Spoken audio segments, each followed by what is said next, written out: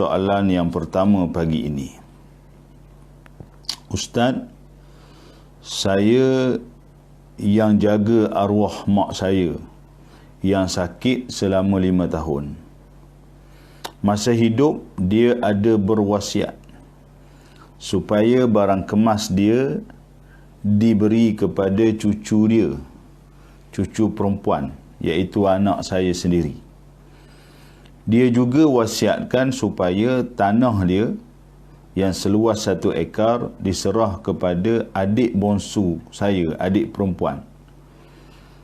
Kami semua ada 5 adik-beradik dan 4 lagi perempuan. Bila mak meninggal, semua adik-beradik setuju dengan wasiat mak.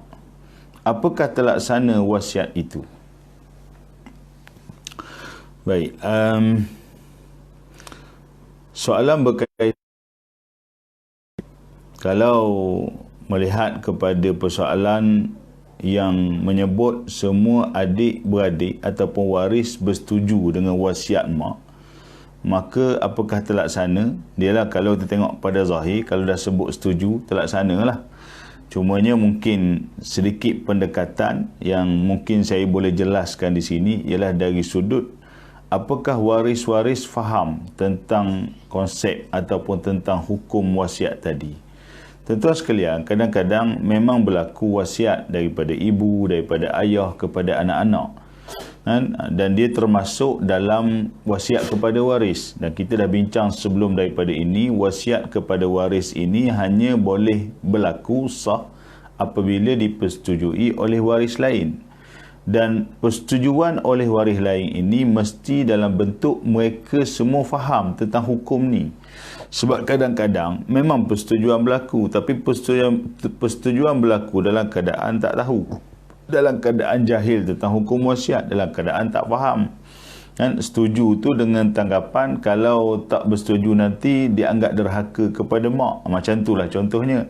Dianggap berdosa kalau tak bersetuju sebab mak dah wasiat. Jadi kadang-kadang ada kefahaman sebegitu. Sebab tu menjawab soalan ni kita cuba detailkan sikit lah.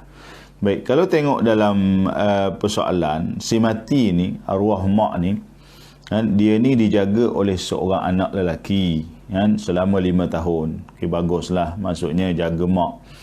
Jadi oleh kerana mungkin mengambil kira jasa pengorbanan anak jaga mak dan adik-beradik pun semua tahu. Jadi mak berwasiat supaya barang kemah dia diberi kepada cucu perempuan dia, yang ni anak kepada anak lelaki ni lah. Kemudian dia ada 1 tanah 1 ekar. Wasiat dia diserah kepada adik bongsu, kan, adik bongsu. Mungkin adik bongsu ni tak ada apa-apa lagi dan sebagainya.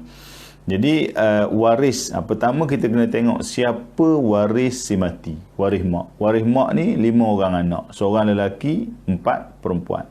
So waris-waris ni dia kena tahu dulu hak faraid dia orang, kan. Maksudnya biar dia nampak dulu dari segi hukum mereka ni berhak atas harta arwah sebab mereka ni waris. So anak lelaki dapat 2 bahagian, anak perempuan 1 bahagian seorang. So harta mak dibagi dengan 6. Itu yang asalnya.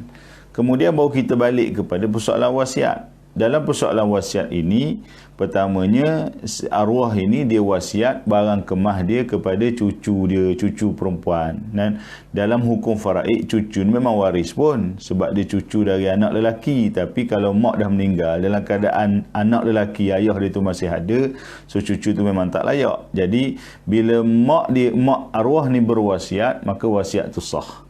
Cuma nak mengesahkan wasiat tu perlu dilihat barang kemah itu, kan, apakah menyamai kadar 1/3 ataupun kurang daripada harta mak. Kalau tengok logiknya, dia ada tanah 1 ekar, kan, dia ada barang kemah. So mungkin munasabah kita kata barang kemah tu tak sampailah 1/3, kan. Tapi kalau barang kemah dia banyak, contohnya lah, kan, tanah memang ada 1 ekar. Tanah 1 ekar, harga tanah katakanlah 30,000. Tapi barang kemah dia ni sampai ke 60,000 nilai barang kemah. Jadi nampak tak? Jadi barang kemah tu saja kalau compare, campur dengan tanah tu, dia dah nilai dia lebih daripada 1/3. Maka wasiat tadi hanya sah setakat 1/3 sahaja. kan? Yang lebih daripada 1/3 tu perlu dapatkan persetujuan daripada waris-waris tadilah seorang anak lelaki dengan 4 anak perempuan tadi, mereka yang kena setuju atas lebihan. Atas 1/3 dah sah dah wasiat tadi. Jadi kalau memang barang kemas tu kurang pada kadar 1/3 nilai dia seluruh harta arwah, maka sahlah. So barang kemas tu diserahkan kepada cucu. Balik kepada tanah tadi, tanah tu diwasiatkan serah kepada seorang anak perempuan dan adik-beradik lain. Atas faktor dia lah, mereka tak jaga mak yang dijaga oleh anak lelaki, anak dia dapat barang kemas, tanah nak bagi pada adik bongsu yang tak ada apa-apa.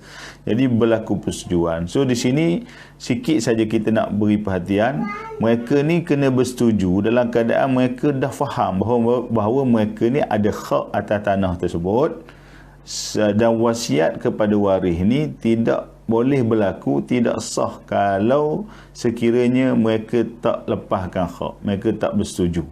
Kan, biar dia orang faham dulu hukum tu. Kita bimbang dia orang lepaskan hak dalam situasi, sebab ingatkan wasiat tu memang kena tunai.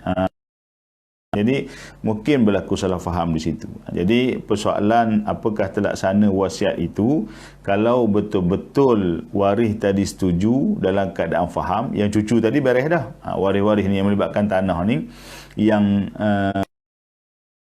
faham hukum, jelas, bersetuju betul-betul melepaskan hak, kan? Melalui konsep takharush, bukan kerana wasiat tadi wajib tunai, sebab wasiat pada waris itu, maka wasiat tu boleh terlaksana. Wallahu a'lam.